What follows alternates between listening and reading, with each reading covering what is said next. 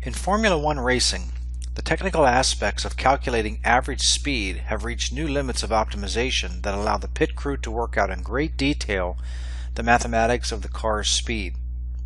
Hi, my name is Jason Rosenberry, and that's what we will be talking about in today's lesson, average speed and limits. Let's start by talking about average speed. Average speed. A moving body's average speed during an interval of time is found by dividing the distance covered by the elapsed time. Let's try an example. A rock breaks loose from the top of a tall cliff. What is its average speed during the first 2 seconds of fall? The equation for the free fall of a dense object close to Earth is y equals 16t squared. So what we need here is the distance delta y covered in delta t. So let's evaluate distance covered delta y over change in time delta t. Delta y would be equal to, from 0, we're going from t equals 0 to t equals 2. So at t equals 2, the distance covered would be 16 times 2 squared minus the distance traveled at t equals 0. So minus 16 times 0 squared. And we're going to divide that by change in time. So how many seconds has elapsed from 0 seconds to 2 seconds? We get 2. So we evaluate numerator and denominator, and we end up with 32 feet per second. So the average speed during the first 2 seconds of fall, 32 feet per second. Let's see what we could do if we wanted the speed of the rock in that example at the instant t equals 2. Meaning now we want to take a look at what is the instantaneous change in speed at a specific t value, in this case at t equals 2. Find the speed of the rock in the previous example at the instant t equals 2. The average speed of the rock over the interval t equals 2 to any slightly later time t equals 2 plus h would be given by the following.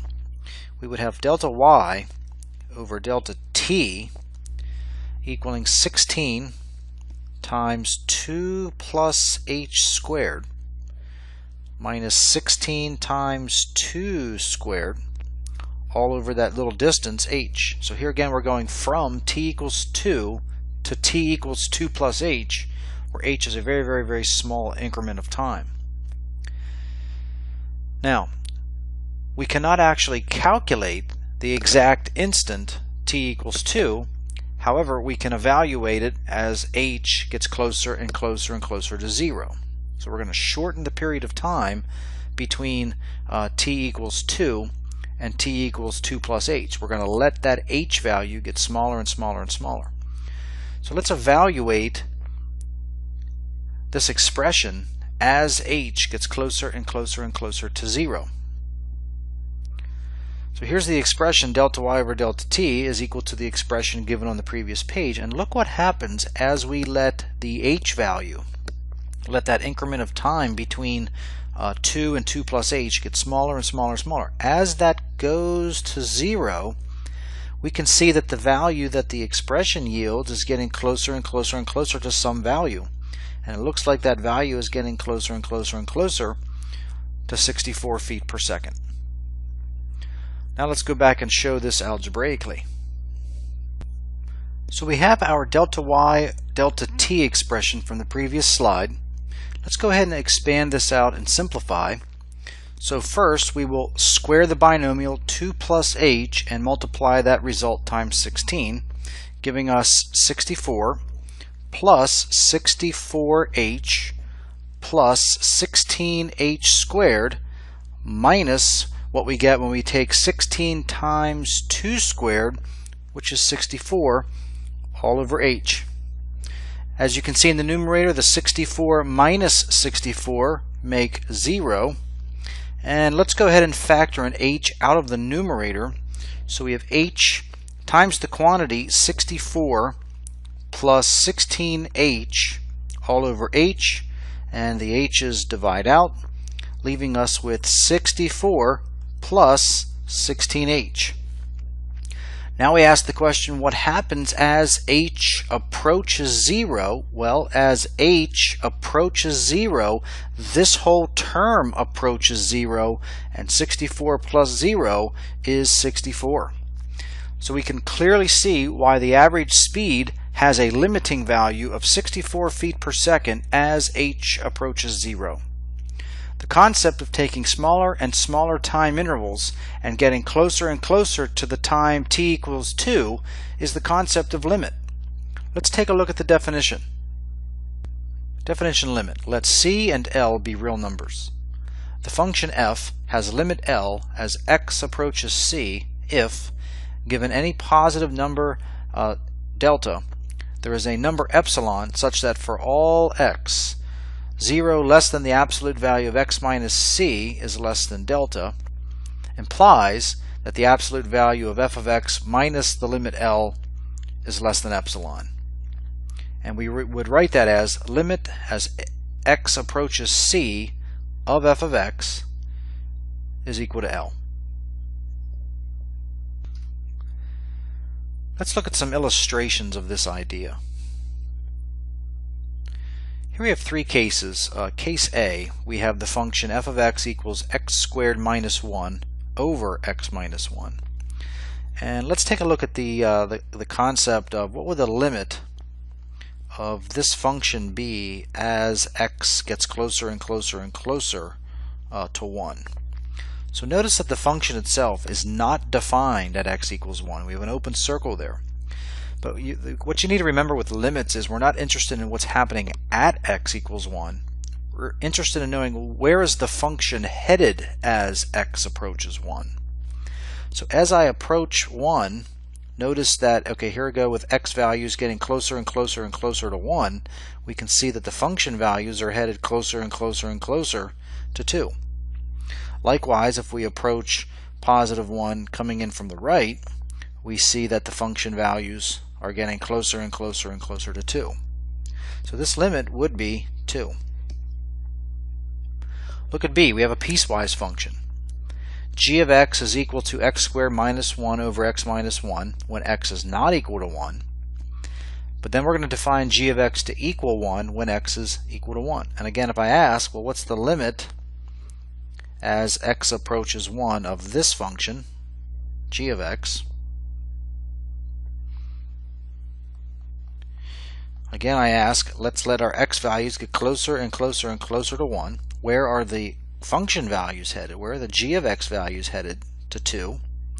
Again, if we approach 1 up from the right, we see that our function values again are getting closer and closer and closer to 2. Even though g of 1 is 1, the function, as x approaches 1, the function is still headed towards positive 2. Letter C, we have h of x equals x plus 1. So again, limit as x approaches 1 of h of x. Again, as we approach 1 from the left, approach 1 from the right, we see that the function again is headed to 2. So here we have three cases where in case A, the function did not even exist at x equals 1 and our limit existed. B, we had a case where the function did exist at x equals 1, but it was not a continuous situation. Again, the limit exists. And then C, again, we see that there's a case where a function exists at x equals 1, and we did get the actual function value at 2. Now that we have an idea of what a limit is, we can look at some properties of limits.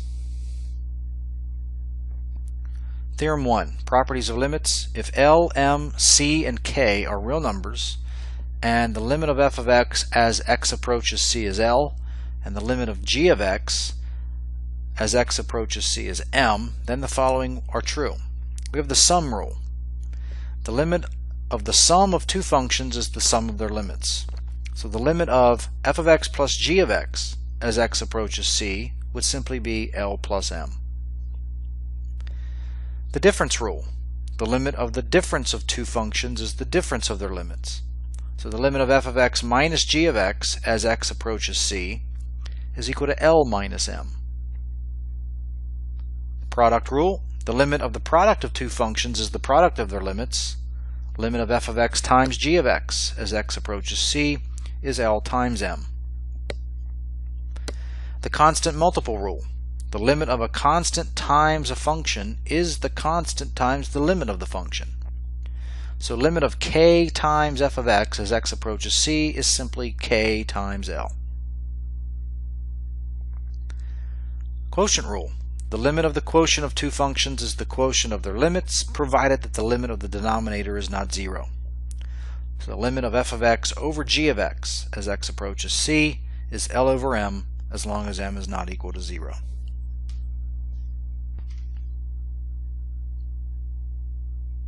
Power rule.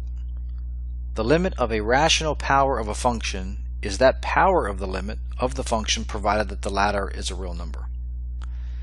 So the limit of f of x to the r over s power as x approaches c is equal to the limit L raised to the r over s power.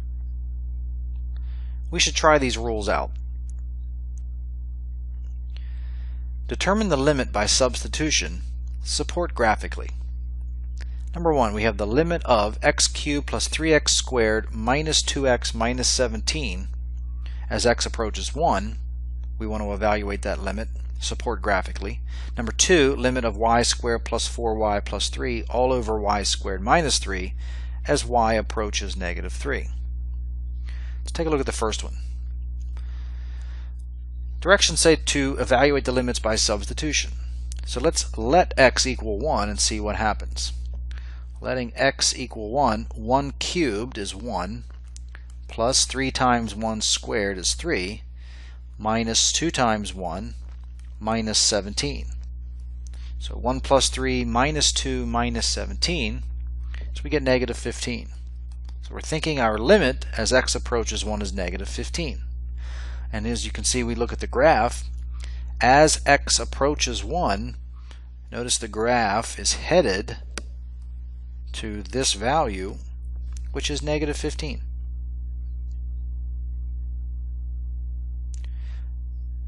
The second problem, limit as y approaches negative 3 of y squared plus 4y plus 3 over y squared minus 3. Again, let's try substitution. Numerator, negative 3 squared is positive 9. We would have a minus 12 plus 3 over negative 3 squared, which is positive 9 minus 3 is 6. We simplify and we get 0. So as you can see looking at the graph, here we are at x equals negative 1, negative 2. Here is x equals negative 3. And as we approach negative 3 from the left or the right, we can see that the graph is getting closer and closer and closer to the x-axis, which means it's getting closer, the function value is getting closer and closer to 0. Let's try another example, this time determining the limit graphically and supporting it algebraically. Determine the limit graphically, confirm algebraically. We have the limit as x approaches 0 of 5x cubed plus 8x squared over 3x to the fourth minus 16x squared. So first let's look graphically. And let's see what's happening as x approaches 0. So again, we're letting x values approach 0 from left to right. We can see that the graph appears to be headed to some value right about here. Appears to be about, to a good approximation, it looks like negative 1/2. Now let's try to show this algebraically. So here's our problem. And we can simplify this a little bit. We can actually, numerator denominator, we can factor out an x squared. So we have limit as x approaches 0.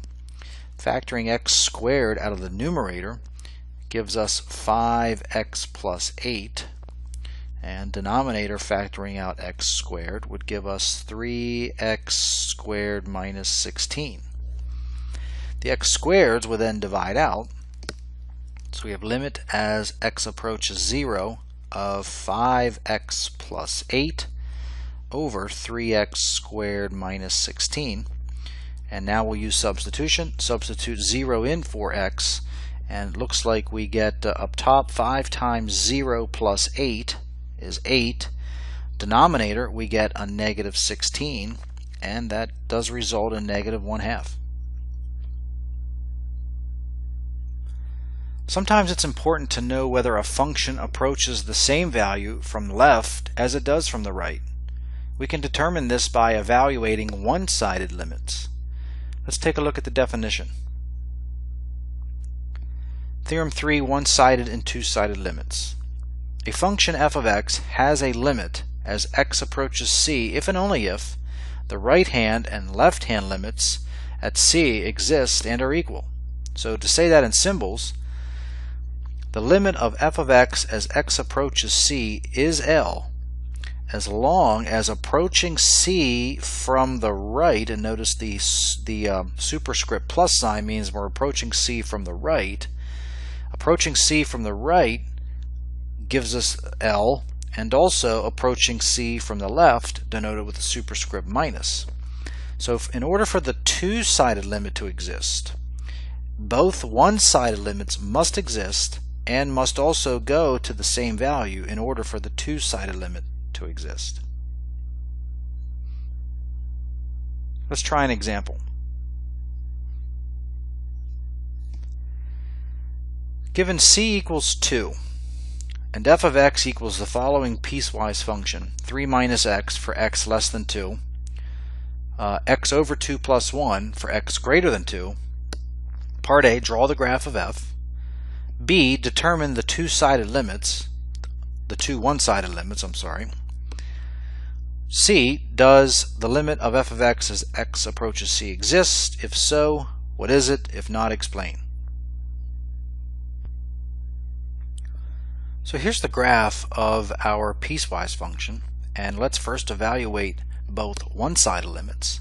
So what would be the limit of f of x as x approaches c from the left? Well, in this case, again, c is 2, so we want to write approach 2 from the left.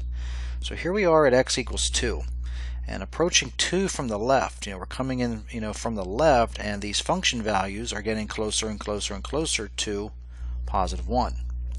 So limit of f of x as x approaches 2 from the left is positive 1. Now let's approach 2 from the right of the same function. So here we're approaching 2 from the right. So here we're going to come in from the right hand side. We can see that our function values are getting closer and closer and closer to positive 2. So the left side of the limit gives us positive 1, the right side of the limit gives us positive 2. Therefore the limit of f of x as x approaches 2, the two-sided limit, does not exist. Why? It's because we're getting two different values for the one-sided limits. Let's move on to the sandwich theorem. If the values of f are sandwiched between the values of two other functions g and h, and both g and h have the same limit as x goes to c, then f has that limit too. The sandwich theorem, also known as the squeeze theorem. If g of x is less than or equal to f of x, which is less than or equal to h of x, for all x not equal to c in some interval about c, and the limit of g of x as x approaches c is equal to the limit of h of x as x approaches c, and they're both equal to L, then the limit of f of x as x approaches c must also equal L. Let's take a look at an example using the squeeze theorem. Find the limit graphically. Use the sandwich theorem to confirm your answer. We have the limit as x approaches 0 of x squared times the sine of 1 over x. Well, we know that the sine of something must always be between negative 1 and 1. So this portion here, the sine of 1 over x, must always be between negative 1 and positive 1. So it follows that the absolute value of x squared times the sine of 1 over x equals the absolute value of x squared times the absolute value sine 1 over x. Now this guy right here, because we know that sine 1 over x must always be between 1 and negative 1, then we know that overall the absolute value of x squared times the absolute value of sine over 1 over x must be less than or equal to x squared, absolute value of x squared, times 1, which is just x squared.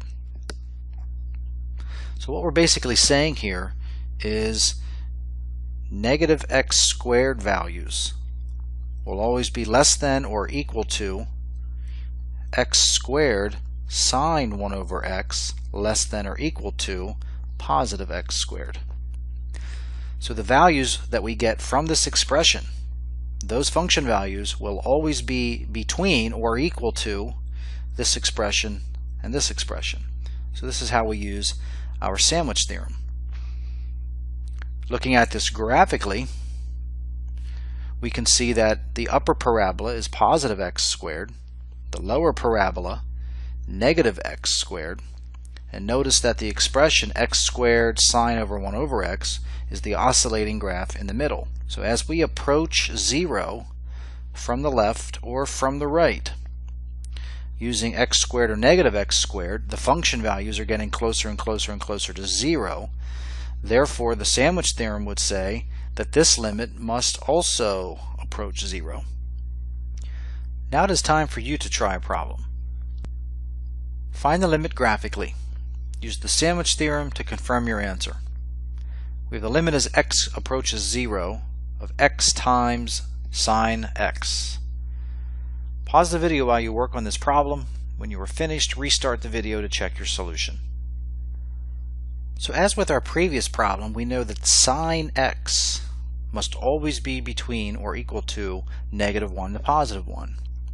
So we can see that x, negative x, will be less than or equal to x times the sine of x less than or equal to positive x.